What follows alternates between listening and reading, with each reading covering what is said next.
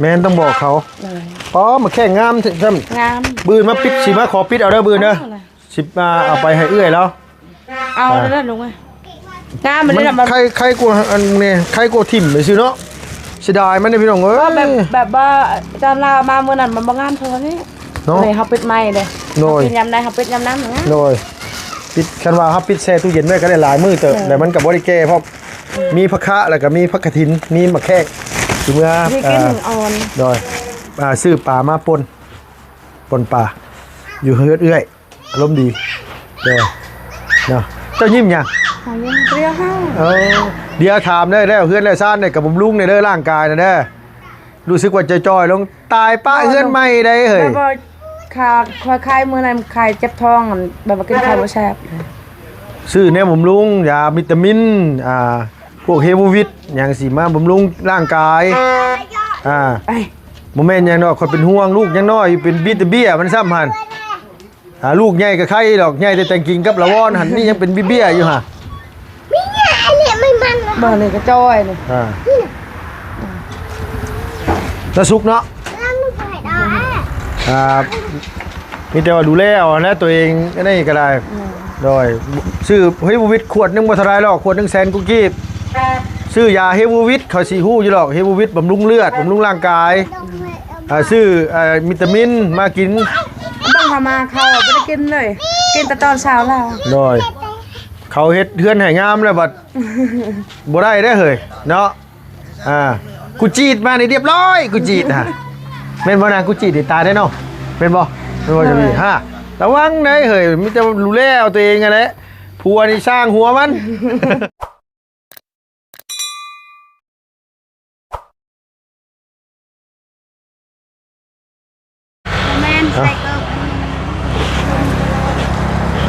มาเก็บผักคะก่อนพี่น้องเอ้ย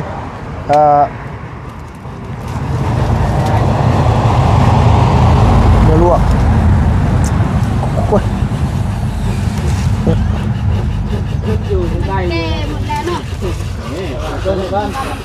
มันเท่าบ่เลย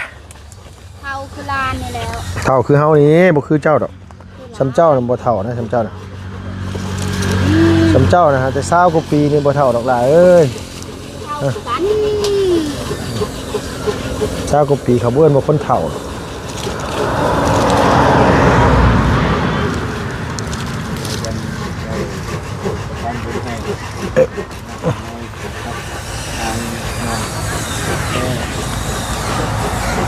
พี่น้องเนาะ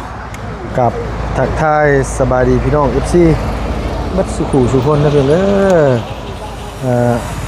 นักคุพ่อกันที่ตอนค่ำๆพี่น้องเลยกำลังเล็ดสะอมหรือว่าเล็ดผักคะเนาะเล็ดผักเน่านี่แหละเนื้อกินกับปนปลาทูแซ่บปันยังแหละพี่น้องเลยนี่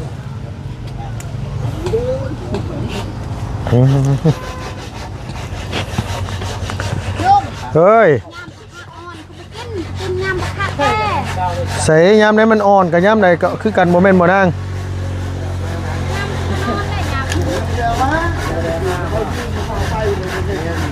ยามได้ผักคะอ่อนน่ะ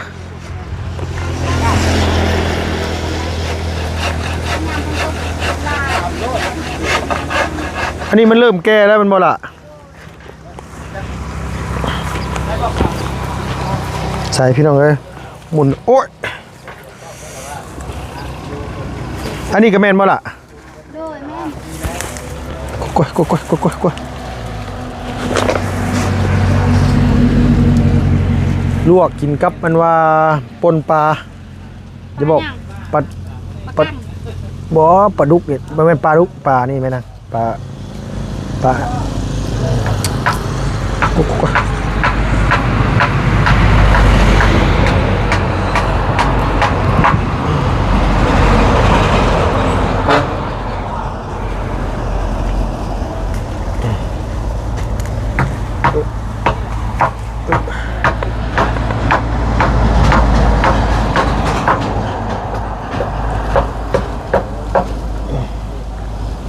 นี่ล่ะถึงหัวเจ้าไหมล่ะนี่มานี่รอมาผักคะพี่น้องเอ้ยช่วงยามแรงๆ ทางสร้างเพิ่นก็เฮ็ดห้องน้ำอยู่เฮ็ดอยู่ป่ากล้วยดีโดคันว่าคนตาบ่ดีแน่นี่บ่ได้เบิ่งแน่นี่บ่ได้สังเกตนี่บ่เห็นชนห้องน้ำซ้ำล่ะเอ้ยเอาแท้น้อง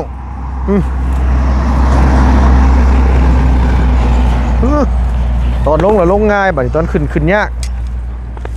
นะน้องเนาะล่ายอดกฐินบ่ล่ะนี่นะ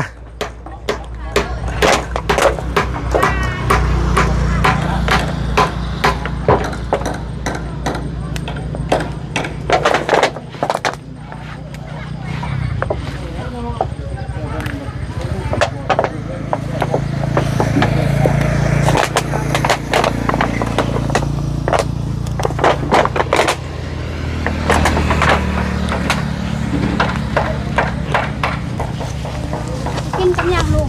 กับปนปลายังวะกินอาผักอันนี้นะอย่างจำบ่ ปนปลา ลวกเอา พักอันนี้นะบ่ลวกพักอันนี้นะพักอันนั้นนะลวกพักกระถิ่นนี่บ่ลวกข้าก็เคยเห็น อันนั้นปนเจ้าบ่รู้จักปนปลาบ่รู้จักนะปนปลานะรู้อยู่แล้วแต่ว่าสิเคยกินบ่นี่อีกเรื่องนึงกับผักขากับผักอันนี้ เขาก้อยนะ ฮะ ก้อย เขาก้อยขมั่งนำด้วยพี่น้องกันก้อยก้อยปลา บ่แม่นก้อยปนตำให้มันแรกโดยครบเจอตำให้มันแดกแล้วก็มาอันนี้กับยอดกระถินพอแล้วสักนิดก็ได้พี่น้องเลยเนาะขอบใจด้วยนางเด้อต้อหมกพริกแม่งามแท้นี่ไผโทรมาเลยพี่น้องเลยได้แล้วแนวกินแมลงเนี่ยได้ทั่ว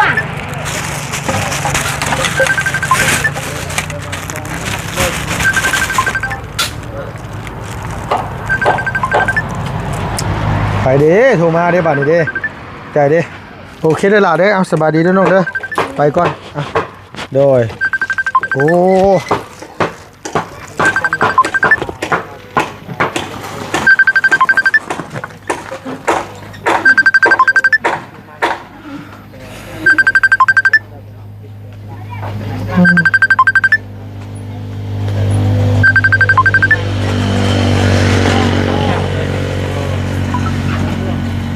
ฝ่ายตรงข้ามกลับ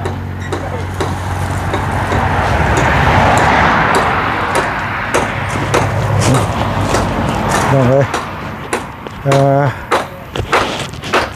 มาทางนี้ก่อนบาทเลยเก็บผักมากินกับปนปลาก่อน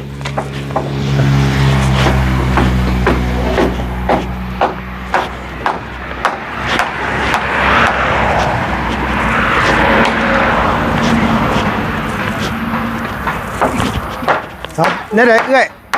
บอกสรุปแล้วขันทั้งไหนเอาสบายดีเด้อโดยพักแล้วคอยสิมากินกับปนปลามาเลยโดยบ่เอ้ยขันแบบไรบ้านี่นะขันเฮือนนี่สิขันห้องขันแบบไรนะเอาทั้งพี่ไปเลยห้องหนึ่งทั้งนั้นเป็นบ่ทั้งนี้ทั้งว่าทั้งนี้ทั้งนั้นเป็นบ่ยืนเอาทั้งนี่เนาะทั้งนี้ข้างนอกเลยเนาะอัดเบิดบ่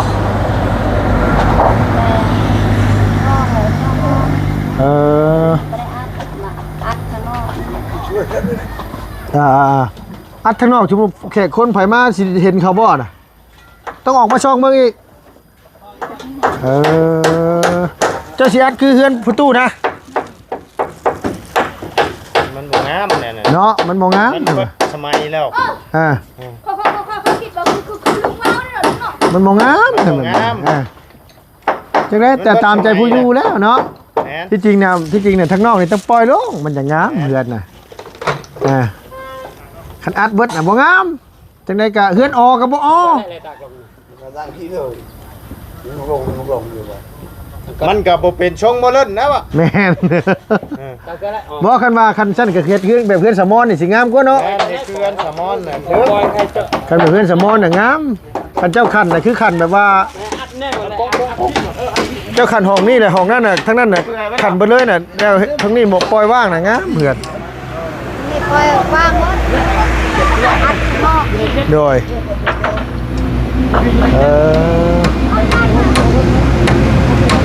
เอาตามที่เจ้าผู้เจ้าอยู่แล้วผู้ข่อยผู้นี้ข่อยกับผู้ฮู้คือกันแน่ตอนนั้นน่ะแต่ว่าข่อยเฮ็ดที่ผ่านมานี่คันว่าอัดเบิดล่ะมันสิบ่งามคันอัดแบบเป็นว่าเฮือนเสามอนนี่ก็งามอยู่เนาะไอ้ได้เนาะเฮือนเสามอนนั่นอัดฝั่งนั้นหมดเลยแล้วก็มาเรียกว่านี่เดี๋ยวห้องนี้ป้าโล่งไว้ได้ใส่ทุกติ้งของนี่น่ะคือเฮือนเสามอนงามเป็นยานพลเลยใช้ฟ้าเลยก็ได้ โดยยันพลในไฟฟ้าเลยก็ได้ แต่จะต้องเยี่ยม โดยคือสนามมาเนาะ เท่าไรที่เซิร์ฟแล้ว แม่นอาจารย์ลาวทางนี้แล้วสิใส่ชุดเลยล่ะบ่ อ่า ใส่ลูกปิ้งโลก มันก็สิงามกว่า มันงามเหมือนกันน่ะกันเจ้าปิดไปเลยคือประตูน่ะบ่งามเพื่อนน่ะ เพียงเชื่อ จะเสียคอยด้วยทางนี้เนี่ยปิดแล้วใส่ประตูปงเยี่ยมแต่ทางนั้นใส่ทุกติงเฮ็ดไม้พนักนั่งน่ะงาม แต่ลองถามทางอาจารย์ลาวเบิ่งเพราะว่าอาจารย์ลาวแล้วเอาแบบมาให้เบิ่งไงเด้ โดย อาจารย์ลาวเอาแบบมาให้ให้สร้างเบิ่งไงเด้ โดยเขาเฮ็ดแบบเพื่อนน่ะเจียงน่ะงามหน่อยเนาะ แม่นแบบนั้นแหละ เพื่อนน่ะเจียงน่ะงาม เบิ้งทางใน โดย เฮ็ดติดแบบนี่ก็บ่งามเลยอัดข้างหน้านี่มันน้อยเด้อมันมืดนี่เนาะ อัดแต่ทางนี้เนี่ยพอแล้วแล้วก็ทางนี้น่ะปิดไปเลยแต่ใส่หน้าต่างเอาตัวนี้น่ะทางพุ่นใส่ลูกติงเอาเจ้าเสื้อคอยนี่นะโอ้ยเนาะบ่เชื่อผู้เฮ็ดเจ้าสิไปเชื่อไผน้อยซากเนาะ ติดเบิดน่ะคือเฮือนแต่โบราณแล้ว โดยคันปิดเบิดเลยน่ะมันสิบ่งามเพื่อนน่ะมันสิเป็นอันบ่อ๋อ ลุงตัวนี้ก็เซ็ตตู้หน่อย บ่ได้ใส่นั่นเขากั้นห้องเป็นห้องไผห้องมันเลย ปองเดียวนั่นหรอ ทางเข้าปองนั้นน่ะทางนั้นก็ปองนึงเดี๋ยวทางนี้เนี่ยปิดทางนี้น่ะปิดไปเลยทางนี้แล้วก็ทางนั้นใส่ลูกติงยาวมาเลย มันก็สิงามหั่นนะโดย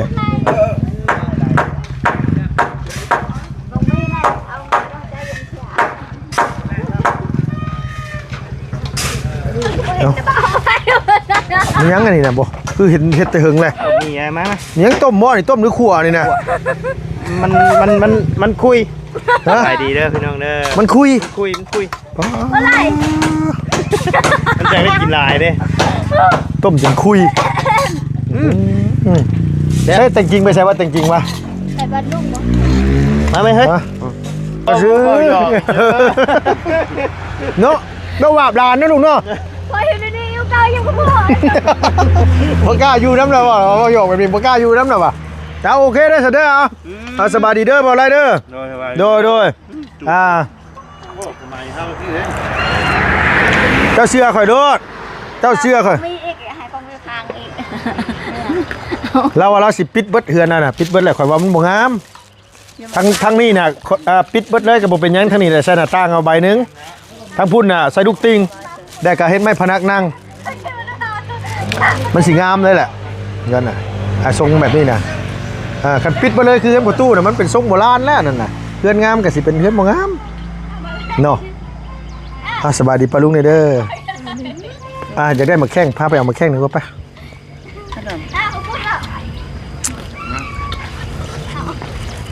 ว่าสิให้อันว่าแต่จริงพาไป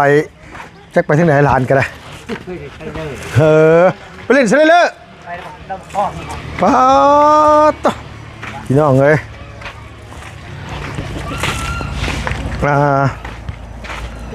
มาทางนี้นะ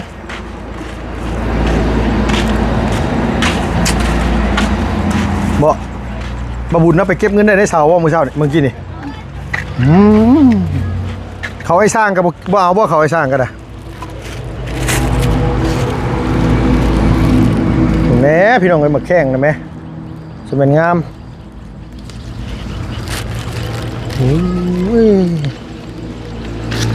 เพิ่นทั้งบ่กินอีโลเนาะเนาะเพิ่นบ่อยากบ่นางอยู่วันนี้เลยล่ะ บ่ยากเลยล่ะ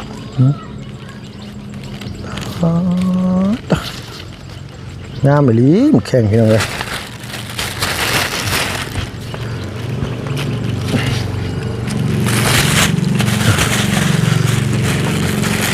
พ่อก็มี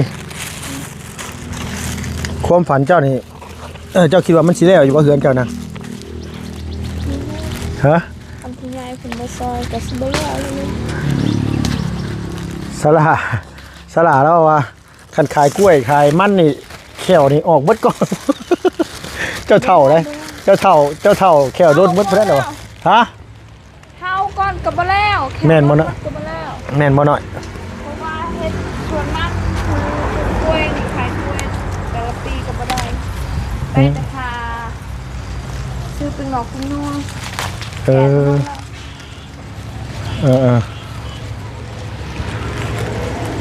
มันบอกง่ายว่ามันบ่พอสิได้ชื่ออิชื่อปูนย้อนเนาะนางเนาะ โดย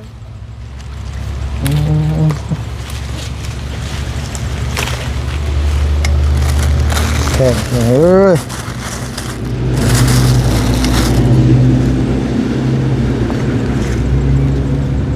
ดึกลีกินกับแกงน้ำไม่กระแซบได้นางเลยหลายดีรอป๊าดโตน้ำดีรอเลยพี่น้องเป็นนี่มันลุงต้องว่าวนะป๊าดโตหมากไหมเนี่ยหมากแข้งนะจะหมากงาม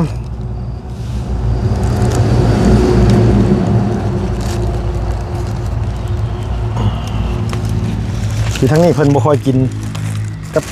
กับแกงหน่อไม้กินกับปนปลาอย่างสิสุดยอดเลยแหละ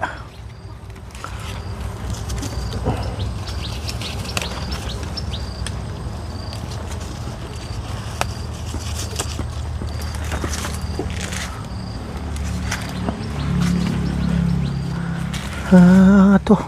ลุกดีรอลายดีรอพี่น้องเลยลายแห้ง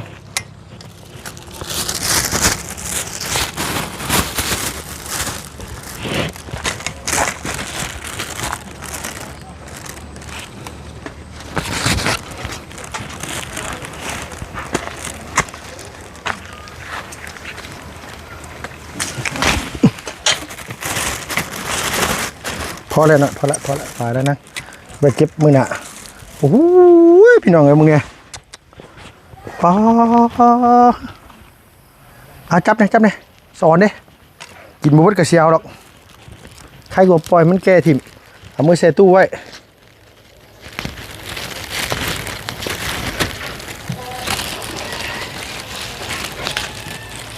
งามแบบนี้มันแข็งไหมแม่น้องกันว่าจะดีจากอันขันเฮือนคือเฮือนสาวกงมีเฮือนหลังเก่าแล้วนี่พี่น้องเอ้ยเฮือนประตูนี่มันบ่งามขันฉะนั้นมันมีแบบให้เบิ่งอยู่อาจารย์เล่าแล้วสิเฮ็ดแบบให้ดอกมันยากดอกขันมันบ่งาม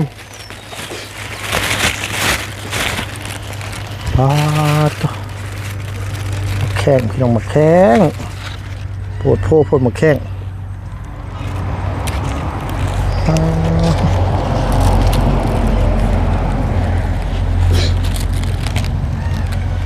ไปจามยังไงนะบอกเขาคืออันอาบน้ำอยู่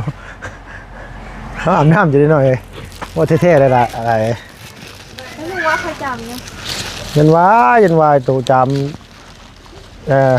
เฮ็ดใส่กันนี่คือนี่ คนไปจำเลยไม่เชื่อได้ เขาคืออาบน้ำอยู่จ้าตัวไม่ได้อาบน้ำมาจากน้ำบ่ไม่อาบบ่ เป็นพ่อต้องถึงจามกินตัวเองวุ้ยคือพี่ดับเพียงเลยเนาะตอนนี้ปิดมือให้เอื้อยน้ำเดี๋ยวมือชิมาปิดไปให้เอื้อยก่อนเอื้อยล้มดีเลยพอพี่น้องเลยมึงเห็นอย่างนี้เอาอีกอยู่นี่เรียกแท้นี่บ่ใช่นะ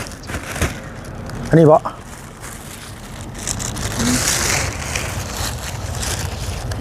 เบิ่งไกลๆก็งามอยู่เบิ่งใกล้ๆแบบบ่งามปานใด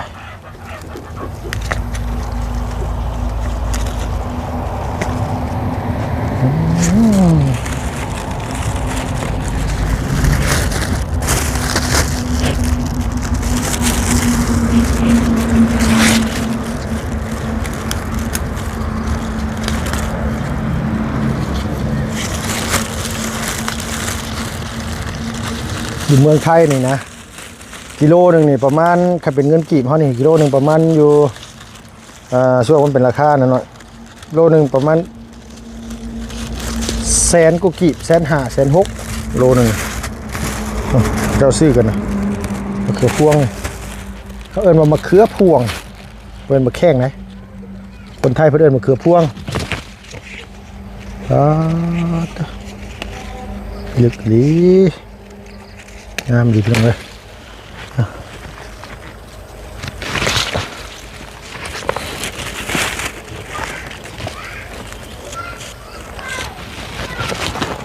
มันมีเบี้ยอยู่นั่นเนาะ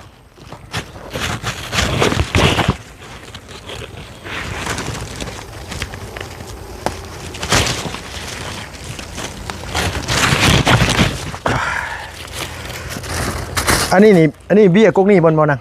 แม่นบ่จองเนื้อเบี้ยนี่เด้อเมื่อบ้านเสียเมื่อปลูกเนาะปะมาอ๋อตัวมันคือคันแถววะ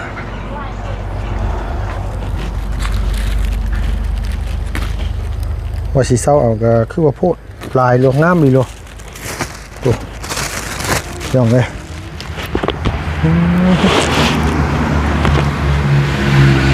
ใบมะกอกยอดใบมะกอกอ่อนครับมากินกระปนเนาะป้ามาไปรักมาแข้งเด้อโดยสบายดีงามไปดิเหือนเนาะงามไปดิดีใจเลยเนาะดีใจสบายแล้วบัดนี้เนาะดีใจกว่าได้ยังอีกถึงเลขยังไม่ได้ซ้ำนี่เลยนี่เนาะถึงเลข3 ตัวยังไม่ได้ซ้ำนี่เลยไม่ได้นะลุงไม่ได้นะงามไปหน่อยคันว่ามีเงินนี่คันว่าใส่อันนี้บ่ใส่ก็บ่เป็นยังเนาะมันจังนี่ใส่เพดานนะแบบบางหมู่บ้านเห็นเขาเข้าอยู่ในห้องโอ้ฮ้อนพี่โหมันธรรมดายามนี่ปกติแต่ว่าใครก็เฮือนตัวนี้ใครกูตัวนี้อยู่เพิ่นว่าเพิ่นยังกล้ามาเทียบกันแท้อันนี้บอกกับตูบเพิ่นนะแต่ว่าฮ้อนแต่ว่าตัวนี้รับอบอุ่นกว่าแต่ว่าตัวนี้มันอยู่บ่ได้แต่ว่าอันนี้นะคือมันสูงแน่เลยกับมันบ่ฮ้อนบ่ได้ดอกสำนี้นะธรรมดาแหละแต่ว่ามื้อบอกเรามาแปลงสังสีนะเอาสังสีเป็นยังแบบว่ามันหัวอยู่ในห้องเนี่ยช่องห้องยามฝนตกแห้งมันย่อยลายนี่บอกแล้วมันแปลงให้มันว่าเลยแล้วตอกบ่ดีที่ยันแบบนี้น่ะเห็นบ่แบบว่ามันย่อยตามตะปูนะรับบุญตะปูให้แล้วเอากาวมายอดโดยแม่นต้องบอกเขาป้อมาแค่งามงามบืนมาปิดสิมาขอปิดเอาเด้อบืนเด้อสิมาเอาไปให้เอื้อยแล้วเอาได้ลุงงามมันนี่มันใครกลัวอันนี้ใครกลัวถิ่มไปซื้อเนาะเสียดายมันนี่พี่น้องเอ้ยแบบว่าจำลามาเมื่อนั้นมันบ่งามเท่านี้เลยเขาปิดไม้เลยปิดยำได้เขาปิดยำน้ำโดยปิดคันว่าเขาปิดแช่ตู้เย็นไว้ก็ได้หลายมื้อเติบแต่มันกับบริแก้เพราะมีผักคะแล้วก็มีผักกระถินมีมะแขกถึงเมื่อโดยซื้อปลามาปนปลาอยู่เฮือดเอื้อยอารมณ์ดีโดยเนาะเจ้ายิ้มยังเรียวห้าเดี๋ยวถามได้แล้วเฮือนแล้วซ่านได้กับบำรุงในเด้อร่างกายนะเด้อรู้สึกว่าจะจอยลงตายป้าเฮือนไม่ได้เฮ้ยขาคายมือไหนคายเจ็บท้องแบบว่ากินข้าวบ่แซ่บซื้อเนี่ยบำรุงยาวิตามินพวกเฮโมวิตอย่างสีมาบำรุงร่างกายโมเมนต์ยังน้อยคนเป็นห่วงลูกยังน้อยเป็นบิดเบี้ยมันซ้ำหันลูกใหญ่กับใครดอกใหญ่แต่แต่งกิ่งกับละวอนหันนี่ยังเป็นเบี้ยอยู่ฮะไม่ใหญ่เนี่ยไม่มันบ้านนี่ก็จ้อยเลยจะสุกเนาะมีแต่ว่าดูแลเอานะตัวเองก็ได้ก็ได้โดยซื้อเฮโมวิตขวดนึงบ่เท่าไรหรอกขวดนึง100,000กุ๊กกิ๊บซื้อยาเฮโมวิตเขาสิฮู้อยู่หรอกเฮโมวิตบำรุงเลือดบำรุงร่างกายซื้อวิตามินมากินต้องพามาเขาไม่ได้กินเลยกินแต่ตอนเช้าแล้วโดย เขาเฮ็ดเฮือนให้งามแล้วบัดบ่ได้เด้อเฮ้ยเนาะกูจีดมานี่เรียบร้อยกูจีดฮะแม่นบ่นะกูจีดนี่ตายได้เนาะเป็นบ่เป็นบ่จะมีฮะระวังได้เฮ้ยมีแต่รู้แล้วตัวเองนั่นแหละผัวนี่สร้างหัวมัน ลูกก็ตัวเองนี่สำคัญสุดแหละเอาง่ายๆซะเนาะบ่น้ำบ่ได้แล้วติดตั้งเสาให้ตัวได้ฮะติดบ่จ่ายให้ได้ค่าสร้างให้ตอนนี้เอาเว้ายังกับพร้อมเนาะนั่นลูกเนาะแล้วว่าผู้นึงบ่ถือผู้นึงบ่ฝากบ่ติหมูได้เนาะง่ายเพิ่นฝากเงินมายังบ่ทันได้ไล่เรื่องเงินเรื่องทองอยู่สิแจ้งง่ายแล้วก่อนบ่ซื้อหยังไปแน่เฮ็ดหยังไปแน่รวมทั้งหมดทั้งมวลมันจ่ายไปเท่าไหร่แล้วเงินเดือนเท่าไหร่แล้วนะเฮาก็ใช้อย่างนี้อันว่าห้องน้ำเจ้าน่ะเดี๋ยวจังอันนั้นเดี๋ยวจังว่ากันน้ำหลังเด้อเดี๋ยวคันว่าข่อยมีเวลาเดี๋ยวข่อยสิซื้อเครื่องอันว่าพวกนี่ทรายบ่ซื้อก็ได้ทั้งเนาะนี่เนาะทรายมีแล้วทรายมีแล้วเนาะทรายน่ะบ่ซื้อก็ย้ายทรายนี่แต่มาเบิ่งเฉยๆแบบว่าพอฉันได้หาก็ซื้อร้อยแล้วซื้อแต่แห่เนาะเอาแต่แห่ทรายบ่ต้องซื้อก็ได้แล้วทรายนี่เอาตัวทรายละเอียดตัวนั้นน่ะสาบได้แล้วมีแต่ว่าซื้อแต่แห่แล้วก็ค่าจ้างเพิ่นหันโดยก็มีแต่ว่าคันว่าถามเบิ่งคันเพิ่นเฮ็ดเฮือนสลาดแล้วคันเพิ่นเฮ็ดก็สิจ้างเฮ็ดต่อเลยโดยก็มีแต่ว่าเพิ่นสิเอาเท่าใดแล้วก็เฮ็ดห้องน้ำให้เท่าเลยแต่ข่อยก็มีเวียกหลายอย่างนี่ทั้งครอบหมู่ก็มีแน่ทั้งอ้ายเพิ่นอยากให้เฮ็ดอ่างเลี้ยงปลาแน่เฮ็ดอ่างเลี้ยงปลาเฮ็ดอ่างเลี้ยงกบอ่างเลี้ยงเป็ดอ่างเลี้ยงไก่ใส่กันอยู่ฮอดบ่นี่บ่นุ่งมุงงัวอยากกินหยังจับมากินนอดบ่นี่เอ้าปลามาเบิ่งนี่ลุงเรียกกบบ่ลุงฮะปลากุ้งกบหมูเป็ดข่อยเว้าเองแล้วมีจะบอกให้เลี้ยงปลาแหละกันว่าข่อยเช็ดข่อยก็เฮ็ดมีแต่อ่างเลี้ยงปลากับอ่างเลี้ยงกบ2อย่างเอ้าเลี้ยงกบเอายังมันไปลุงกุ้ยมันสิเอายังไปเคยไปอะไรบนเรียนอ่ะนอนจะมุ่งเขาใช้มุ่งลุงบ่ใส่มุ้งดอกเขาก็ขึ้นมาแล้วก็เลี้ยงปลาก็ได้เลี้ยงกบก็ได้เลี้ยงนั่นน่ะบ่ได้ยากบัดเลี้ยงกบได้ห่วงไอ้อย่างห่วงเฮาก็กินได้บ่ยากดอกกินได้แล้วก็ตัดเลี้ยงเอาคันอยากกินหยังเลี้ยงเอาย่าเฮาไปสอนอยู่พุ่นนึบ่ยากนะแม่จะดีไม่ติเขาก็ใช่กินตอนเด็กบ่ให้กินแต่เดี๋ยวนี้โลดเขากินเพราะว่ากินมันออกลูกเลยลุงอันบ่ให้กินนี่ห่วงก็กินได้เนาะโดยห่วงแต่ว่าห่วงบ่ให้ห่วงบ่ให้เฮากินเพิ่นว่าบ่ให้กินเนี่ยมันน้อยเพื่อสิอิ่มเบิดหลายโตย่าเฮาเบาแม่นห่วงกับป่านะลูกเนาะมันได้กับเลี้ยงให้กินบ่2-3 มื้อก็คอเท่านั้นบ่คอบ่ได้ได้คอบ่ได้มีแต่ชื่อคอบ่ได้เฮาก็รักกันคือเฮาสิชวนไปบ่ไกลนะเพิ่นล่ะพอพวกใช้แม่เขาใช้ตัวหนึ่งของหัวหลายกระสอบเนาะลูกเนาะถ้วยนึงที่นางถ้วยนึงที่เบิดเลยแม่นึงน่ะเนาะโอ้กินตัวกบกินอย่างนี้ว่ายังว่าไปอย่างนี่กินหวกลูกคันกบกับหวกเนี่ยฮะว่าแท้แฉะหวกแม่นกับหวกแซ่บแต่ว่าพอถึงว่าเลี้ยงน่ะมันก็ต้องเลี้ยงกบนี่มันก็นี่ต้องเอาพอพันไม่พันมาเดี๋ยวบ่ยากดอกเดี๋ยวข่อยจัดการกันว่านี่สมมุติว่านี่น่ะตอนนี้น่ะสำหรับตัวข่อยนะข่อยให้เลี้ยงหมูก้อนแล้วก็ปลานี่คันว่าเงินเหลือเงินหยังก็สิโกอ้างเลี้ยงปลาดุกแล้วก็สิเฮ็ดคั่นเลี้ยงกบน้ำแน่เลี้ยงกบกับเฮาก็บ่ได้ยากดอกเฮาก็พื้นมันก็เอาเป็นพื้นธรรมชาตินี่แหละแต่เฮาเทคานเอาเฮาบ่ต้องเทพื้นเฮ็ดอยู่ใช่เฮ็ดบ่คอกมูลบ่ก็บ่ได้เฮ็ดอยู่ของหมู่แล้วก็สิใกล้ๆกันแถวๆนั่นแหละกับอันจะว่าอ่างปลานี่เขาสิเฮ็ดมองใกล้ๆมองอาบน้ำหั่นมองพวกม่วงหั่นมองเลี้ยงปลาดุกก้อนทีเนี้ยปลาดุกปลาข้างๆห้องน้ำหั่นแหละนี่พอเฮ็ดแต่ชุดก้อนน่ะ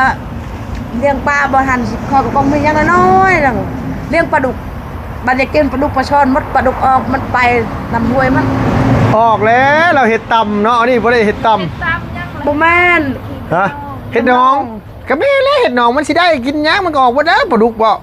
บัดจกเนาะบัดปลาช่อนบัดหูมันบักใหญ่นึงมันลงห้วยได้พอว่าปลาดุกลายถ้ามันไปใช้มันแม่แบบพุ่นแล้วมันลายน้ำห้วยนะโอ้มันง่ายนึงครับไม่ได้ก่ออันนี้ต้องก่อแล้วเพราะว่าอ้ายเพิ่นบอกมาก่อแต่ว่าคอยสิเห็นว่าอันนี้ เล็กนะเส้นเล็กเส้นนั้นตัวนั้นน่ะคอยคอได้เส้นเล็กหนึงเด้อที่มันเหลือเฮ็ดเทือนนั่นคอยสิเอาไปเชื่อมใส่ตะนางเฮ็ดประตูคอกหมูสังกงมีพี่น้องเอ้ยคอกหมูพอใกล้ก็ยังบ่ได้ซื้อมาให้แล้วหมูแล้วเดี๋ยวนี้นะเงินยังเหลืออยู่2ล้านจักสิได้จักโต2ล้านบ่ฮอด2ล้านทำได้เหยเนาะ หมูในโตเท่าไหร่ลุง คันตัวใหญ่ก็ตัวละ5-6 แสนตัวซ้ำคานี่ตัวน้อยก็ตัวละ3-4 แสนซื้อมายังซื้อไว้มันตายบ่สิซื้อตัวละเป็นล้านพุ่นแล้ว ชื่อหมูแบบประเภทหมูจอยนะเขาชื่อถือมันตัวใหญ่อะนะ หมูตัวใหญ่ตัวใหญ่เนาะ ล้าน7ล้าน8เราซื้อบ างทีเขาชื่อมาหมูแบบเขาเบิ่งหัวนมมันน่ะครับมันมีหมูมานกับมีได้หมูบ้านนอกเขาเอามาไม่เท่าเขาเรียกไม่จะแบบนั้น แม่น แล้วไปหาชื่ออยู่บ่แล้วเบิ่งเอาห้ำมันกินดีแล้วชื่อมาหมูจอยกับยามถือแล้วชื่อมา บ่ง่ายว่าซื้อมาแหละ พร้อม มันกระทบเมาเนาะ มีลูกเลย บ่ง่ายว่ามาแหละเฮาขาพยาธิมันหยังมันเนี่ยมันกระตุ้ยขึ้นเองเนาะเนาะเขาก็ว่าสิเอาแบบนั้นแหละบ่สิซื้อให้ แบบเราว่อนก็ง่ายอยู่แบบว่าเฮามีอหยังให้มันกินนะกล้วยอหยังเฮา โดยเขานึ่งมาก็ต้องขาพยาธิก่อน เลย ซื้อมาต้องเอายาขาพยาธิยาพยาธิอย่างมันนี่เฮาขามันได้ก็เขาจะบำรุงมันมานี่นะ แม่งมือเรียนมากเงินเห็นคือต่อตัวนี้เลยเนาะ ต้องมีคนจอย แต่ว่า ประมาณเนาะเพิ่นบ่ได้ชอบเพิ่นเฮาเว้าเพิ่นบ่ได้ชอบกะเฮาก็คอยหันเฮาต่อบ่นี้ โดย เล็กเรืออยู่ แบบว่าสักทีเฮาก็ยังเลยลุงเนาะสักทีก็ยัง เล็กเรือช้างเช้าพอดีตัดใช่เนาะ เราขอ เสา เส้นนึง คันเสาเล็กบ่เข้ากัน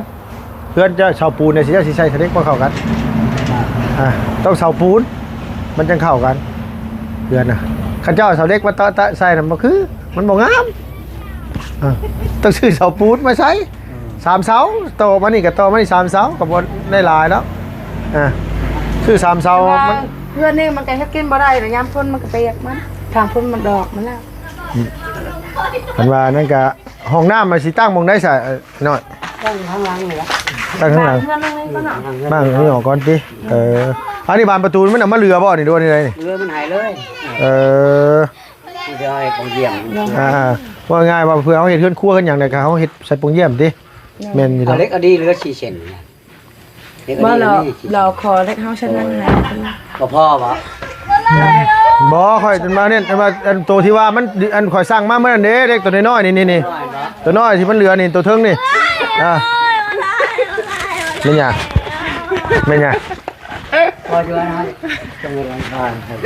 บ่เอาเส้นเดียวนึง ฮะ เส้นเดียวตัวน้อยๆตัวเทิงนี่ ตัวน้อยนี่บ่ แม่น เดี๋ยวเอาเล็กใหญ่ บ่เด็กน้อยนี่เฮาเด็กน้อยนี่เด็กน้อยที่มันเหลือไว้น่ะ ฮัลโหล แม่นหยัง จักได้แหละว่าหนูปื้อจะก้อย เป็นหยัง อาหาร เป็นหยังวะไปนั่งไปเมื่อ